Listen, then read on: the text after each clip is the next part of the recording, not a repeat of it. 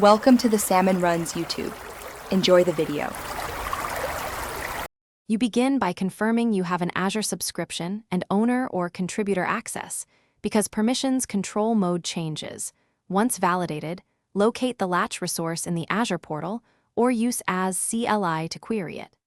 Export the current configuration as JSON for rollback and make sure you note dependent resources and tags. Start the change in a safe window to minimize impact. The goal here is to prepare the environment and capture state before you alter any runtime mode settings.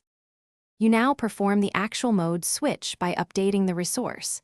Use as resource update or deploy an ARM template that sets the Latch mode property to the target value. Validate the resource schema and include any required properties to avoid rejection. Make sure to test the change in a non-production slot if available. Once submitted, watch deployment operations and logs for progress, and verify dependent services. Reconnect to the Latch using the updated mode to ensure a smooth transition. You finish by running smoke tests and reviewing telemetry to confirm the new mode behaves as expected. Make sure to test both read and write paths.